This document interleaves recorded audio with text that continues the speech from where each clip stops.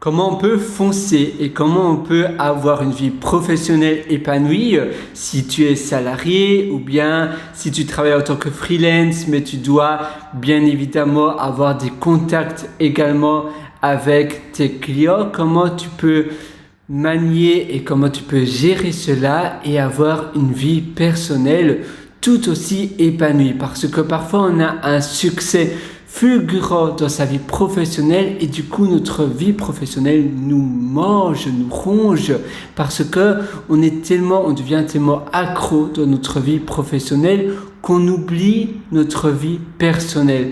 Et c'est ça la différence qu'il faut faire. Il faut voir les deux différences. Il faut faire la part des deux. Il faut se dire, d'accord, j'ai ma vie professionnelle, je l'adore, mais une fin à tout et à la fin de la journée, je dois me ménager. Je dois aussi être la personne dont je suis fier de moi. Par moment, durant ta journée, tu dois stopper, tu dois t'arrêter pendant, je ne sais pas, toutes les 2, 3, 4 heures, tu dois faire un stop. Et tu dois réfléchir, tu dois prendre du recul sur les 3-4 heures qui viennent de s'écouler. Est-ce que je suis content de moi, de l'interaction que j'ai eue avec les autres personnes? Est-ce que je suis fier de la manière dont j'ai interagi? Est-ce que je suis fier de mes décisions? Est-ce que je suis fier de la manière dont je parle? Est-ce que j'ai utilisé bien mon temps? Est-ce que mon temps où il est parti durant ces 3-4 heures, est-ce qu'il aurait pu mieux être utilisé? Si oui, comment j'aurais pu mieux utiliser mon temps?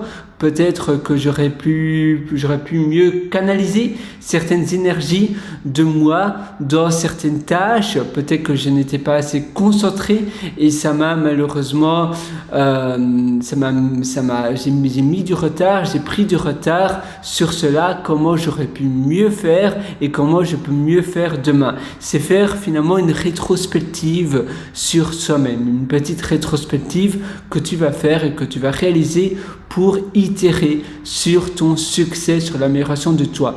Être professionnellement successful, c'est très bien, mais si dans ta vie personnelle, rien ne va, tu es malheureux et donc tu te plonges toujours dans le travail, non, tu n'as pas alors une vie équilibrée. Finalement, c'est pas ça avoir réussi. Avoir réussi, c'est être heureux, c'est d'être épanoui dans son quotidien, chaque moment, chaque jour. Et avoir une multitude de journées fantastiques, c'est avoir une belle vie.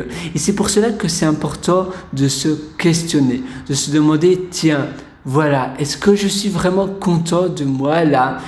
Est-ce que peut-être mon interaction aurait dû être différente? Comment j'aurais pu mieux faire? Ce projet-là, est-ce que je suis fier de moi? C'était vraiment cette manière-là dont je voulais,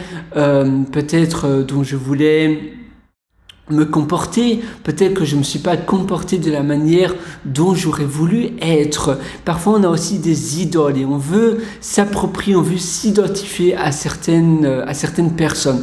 Et alors, c'est important d'avoir parfois, des vision boards, des posters de personnes qui nous passionnent, qui nous fascinent et de voir comment on peut tordre vers ces personnes-là, mais dans sa vie, tout le temps, pas seulement professionnel ou personnel, mais peu importe si c'est professionnel, personnel. Je parle souvent de vie personnelle, de vie professionnelle, parce que souvent on fait la différence, on fait la part des deux. Même si de nos jours, travailler à domicile, faire du télétravail, c'est assez courant, mais on a des interactions toujours différentes. Même si ça devient de moins en moins le cas,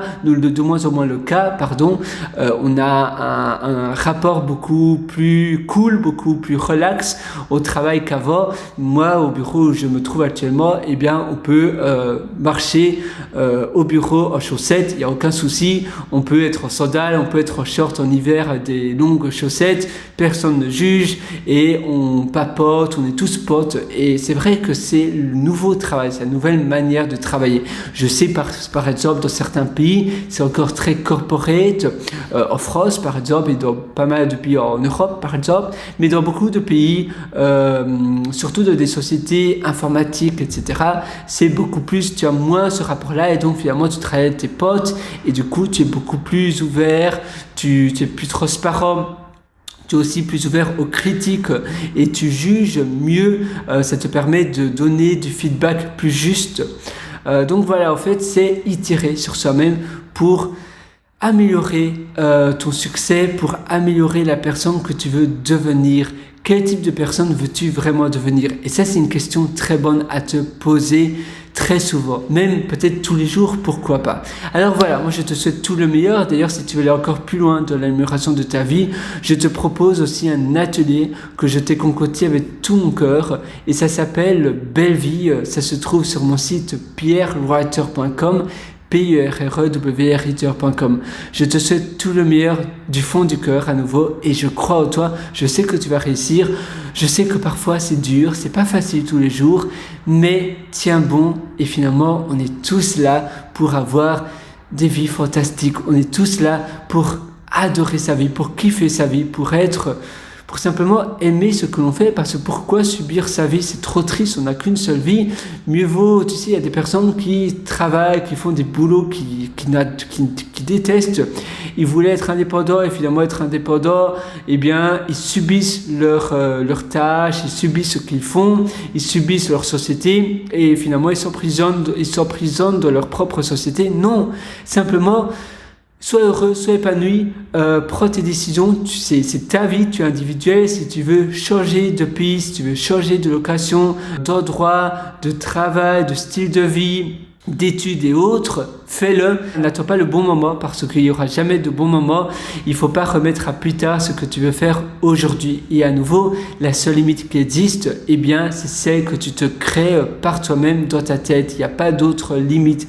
La limite, c'est celle que l'on se crée. Tu sais, ces fameuses barrières limitantes, ces fameuses limiting beliefs, donc comment on appelle ça, limiting beliefs, les croyances limitantes, les barrières limitantes, les carcans limitants.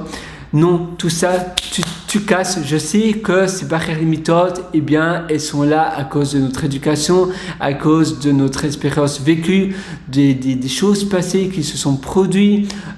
Parfois, c'est politique, parfois, c'est lié à l'environnement où on vit, c'est lié au mindset, à la culture du pays.